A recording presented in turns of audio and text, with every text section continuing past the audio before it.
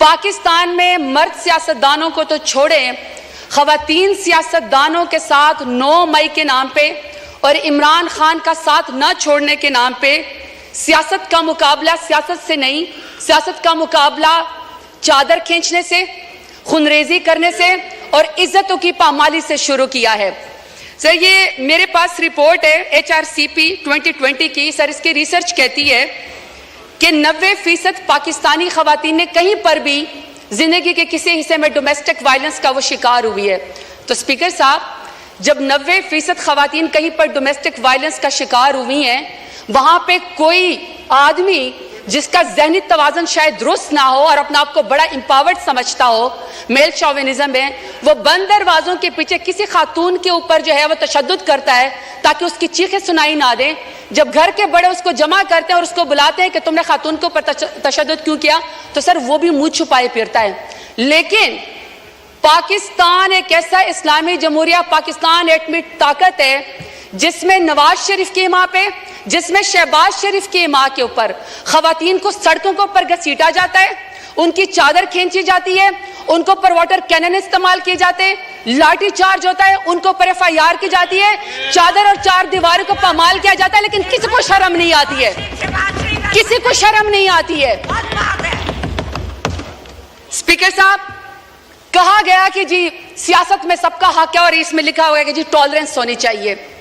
اگر ٹالرنس ہونی چاہیے تو اسپیکر صاحب، کسی کے ساتھ تو کسی کے والد صاحب، کسی کے دادا صاحب کوئی وزیر تھے، پاکستان کی خدمت کی تھی، کہیں پر کسی کا جو ہے وہ پیری مریدی کا معاملہ ہے، کہیں پر جو ہے وہ کسی وزیر اور مشیر کے یا کسی کا کہتا ہے کہ جی میں فلانے تم اندار سردار کا بیٹا ہوں اور بیٹی ہوں۔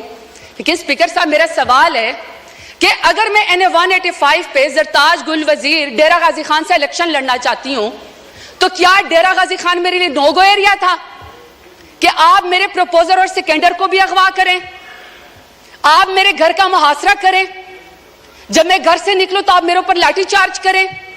پورے ڈیرہ غازی خان نے دیکھا کہ پورے ڈیرہ غازی خان کی جتنے بھی پولیس انفورسمنٹ تھی، انتظامیہ تھی، وہ ایک سائڈ کے اوپر کھڑی تھی اور مجھے پاکستانی چوک میں کارڈن آف کر کے اکیلا وہاں پہ کھڑا کیا ہوا تھا۔ کسی کو شرم نہیں آئی ہے، کسی کو کوئی فرق نہیں وہاں پہ پڑا۔ جب گھر سے باہر نکلو تو کہتے ہیں کہ آپ NOC دو۔ کون سے آئین قانون میں اسپیکر صاحب ہوتا ہے کہ گھر سے نکلنے کے لیے آپ کو NOC چاہیے؟ باپ دادا نے مسجد بنوائی، نمازوں کے اوپر دروازے بند کر دی کیونکہ یہ زرتاج گل کے گھر کے سامنے جو وہ مسجد ہے۔ وہاں پہ مارکیٹ تھی تو مارکیٹ کے دروازے بند کر دیے، انہوں نے کہا عید اور چاند رات کے اوپر بھی یہاں پہ کوئی خرید و فروخت نہیں ہوگی کیونکہ شاید یہ اس مارکیٹ میں یہاں پہ زرتاج گل رہتی ہے۔ میرے خاندان کی خواتین اسپیکر صاحب شرعی پردہ کرتی ہیں۔ 10 دفعہ میرے گھر کے اوپر جب ریڈ کیا گیا، دروازے توڑے گئے، لاتے مار کے پولیس آئی تو وہاں کے سارے وہ باپردہ خواتین گھر چھوڑ کے چلی گئیں۔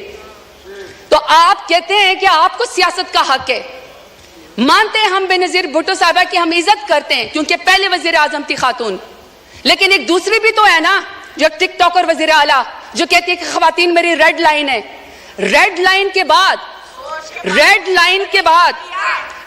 کے بعد آپ یہاں پہ قائد اعظم رحمت اللہ علیہ کی تصویر کے سامنے محترمہ فاطمہ جناح کا ذکر کرتے ہیں۔ شکر ہے اسپیکر صاحب، اسپیکر کے محترمہ فاطمہ جناح کے جو اپوننٹ تھے نا وہ ہندو تھے، وہ انگریز تھے، وہ کچھ تو وزادار تھے۔ یہاں پہ وزاداری کا مجھے عالم بتائیں، یہاں پہ آپ مجھے وزاداری کا عالم بتائیں اسپیکر صاحب کہ قائد اعظم رحمت اللہ علیہ کے پاکستان میں بھی خواتین کو سیاست کی اجازت ہے۔ یہ آمریت کا ذکر کرتے نا، کل کو کہہ رہے تھے کہ جی کسی کو نکال کے آپ قبر سے پھانسی پہ لٹکا دو، تو مشرف دور میں سب سے زیادہ خواتین کو یہاں پہ ریزرو سیٹ دے گئی۔ بدترین آمریت کے اندر بھی خواتین کو سیاست کی اجازت تھی، بینظیر بھٹو کے دور کے اندر بھی خواتین کو سیاست کی اجازت تھی، عمران خان میرے لیڈر کی حکومت میں خواتین کو سیاست کی اجازت تھی۔ سب سے زیادہ پاکستان کی تاریخ میں اگر کابینہ میں کوئی منسٹر بنی ہے تو وہ عمران خان کے دور میں بنی ہے۔ میں سوال پوچھنا چاہتی ہوں اسپیکر صاحب ان کو چپ کرائیں۔ آرڈر ان دا ہاؤس، محترمہ آپ بولیں۔ اسپیکر صاحب میں صرف سوال پر یہ کرنا چاہتی ہوں کہ جب نواز شریف کا دور آئے گا، جب شہباز شریف کا دور آ گیا تو کیا خواتین کے اوپر سیاست کے دروازے بند ہوں گے؟ ہمیشہ ان کی کریکٹر اساسینیشن ہوگی؟ ہمیشہ ان کو جیلوں کے اندر ڈالا جائے گا. میں سوال پوچھنا چاہتی ہوں اسپیکر صاحب, میں سوال پوچھنا چاہتی ہوں کہ ریحانہ ڈار صاحبہ جو سیالکوٹ میں, جس کا تو 9 مئی سے بھی کوئی تعلق نہیں تھا, بیٹے کی سیٹ پہ الیکشن لڑنا چاہ رہی تھی, والدہ کی عمر کے ایک خاتون ہے, آپ نے یہاں پہ ایک بندے کو جتوانے کے لیے پولیس کے ذریعے اس کے گریبان میں ہاتھ ڈالا, آسمان بھی کانپا ہوگا. میں آپ سے پوچھنا چاہتی ہوں کہ آپ کو کون سی سیاسی برتری حاصل ہوگی ریحانہ ڈار کو آپ کو گھسیٹتے ہوئے اور اس کے گریبان میں ہاتھ ڈالتے ہوئے. اسپیکر صاحب, ہم نے تو سنا تھا کہ فلسطین میں, کشمیر میں مقبوضہ جگہوں پہ یہودی اور ہندو جو خواتین کے خلاف ٹارچر کرتے ہیں, ان کو ہراس کرتے ہیں تاکہ ان کو کوئی جو ہے اس کے اوپر برتری حاصل ہو جائے. اسپیکر صاحب, میرا سوال ہے اسپیکر صاحب کہ جب عالیہ حمزہ کو, پڑھی لکھی خاتون انجینئر ہے, جب عالیہ حمزہ کو ان کی 3 بیٹیوں کے سامنے رات کو اس کے بیڈ روم سے بالوں سے کھینچ کر مرد پولیس والوں نے سیڑھیوں کے اوپر گھسیٹا, تو میں شہباز شریف سے پوچھنا چاہتی ہوں کون سی سیاسی برتری آپ کو پاکستان تحریک انصاف کے اوپر حاصل ہو گئی. اب میں ڈاکٹر یاسمین راشد کا ذکر کرنا چاہتی ہوں. اسپیکر صاحب, ڈاکٹر یاسمین راشد ہیں, ایکس منسٹر ہیں ہیلتھ کی, اور وہ اس قوم کی خدمت کر چکی ہے, کینسر کی سروائیور ہیں, ایک لیڈر خاتون ہے. آج وہ خاتون, ایک ضمانت اس کو نہیں ملتی جو کہ بنیادی حقوق کے خلاف ورزی ہے. آپ یہ چاہتے ہیں کہ کوئی پڑھی لکھی خاتون یہاں پہ سیاست کے اندر نہ آئے, اس کے اوپر دروازہ بند کر دیا جائے. تو میں پوچھنا چاہتی ہوں فارم 47 والے وزیر اعظم سے کون سی سیاسی برتری آپ کو حاصل ہو گئی. اسپیکر آرڈر صاحب, ان دا ہاؤس پلیز سنیں آنریبل ممبر بول رہی ہیں, سنیں جی, آپ جاری رکھیں پلیز. اسپیکر صاحب, میں یہاں پہ بشرا بی بی کا ذکر کرنا چاہتی ہوں. خاتون اول رہ چکی ہیں, حیادار عورت ہے, باپردہ عورت ہے. لاکھ اختلاف ہوگا ان کا, لاکھ اختلاف ہوگا اسپیکر صاحب ان کا, شہباز شریف کا, نواز شریف کا, لاکھ اختلاف ہم سے ہوگا. عمران خان سے نفرت بھی ہوگی, کیونکہ عمران خان جیسے بہادر لیڈر تو یہ ہے نہیں, تو چلو آپ کو سیاست میں نفرت ہوگی. اسپیکر صاحب, میرا سوال ہے کہ دشمنی میں آپ اتنے گر گئے کہ آپ نے نکاح جیسے سنت نبوی, آپ نے اس کے اندر بھی ہاتھ ڈال دیا.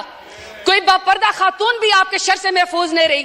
تو میں پوچھنا چاہتی ہوں کہ فارم 47 والے وزیر اعظم سے کہ آپ نے باپردہ خاتون کی عدت کے نکاح کے کیس کے اندر بھی ہاتھ ڈال کے دشمنی کی نظر کر کے خواتین کو آپ نے کیا پیغام دیا ہے. طیبہ راجہ, صنم جاوید, عائشہ بھٹا, میں ہزاروں کے نام لینا چاہتی ہوں اسپیکر صاحب. وہ جیل کے اندر بیٹھی ہوئی ہیں, وہ جیل کے اندر بیٹھی ہوئی ہیں, اور order in the house please, سب نے بولنا ہے, ہر کوئی اپنی باری میں بولے. جی اسپیکر صاحب, عالیہ حمزہ, عائشہ بھٹا, صنم جاوید, اسی طریقے سے سر طیبہ راجہ, وہ پولیس کی کسٹڈی میں بیٹھی ہوئی ہیں, اور طیبہ راجہ کہتی ہیں کہ ان کی والدہ تہجد کی نماز پڑھ رہی تھی اور ان کو کوئی پولیس آفیسر کوئی ریپ کی ویڈیو بھیجتا ہے. آپ نے اس خاتون کی ماں کے تہجد کے ٹائم پہ آنسو کا کون حساب دے گا؟ یہ چاہتے ہیں کہ یہاں پہ سیاست و خواتین کی, یہ علمبردار ہے خواتین کی سیاست کے, یہ کمیٹی بنائیں گے سیاست خواتین کی. مجھے بتائیں اسپیکر صاحب, جو وزیر اعظم, جو نون لیگ 14 شہیدوں کا خون کر کے خواتین کے سر سے چادر اتار کے کرسی کے اوپر بیٹھی ہو, تو میں بتانا چاہتا ہوں نہ تمہاری کرسی رہے گی, نہ تمہاری بیٹیوں کے سر کے اوپر چادر رہے گی, کیونکہ بیٹیاں سانجی ہوتی ہیں, عزت سب کی ہوتی ہے.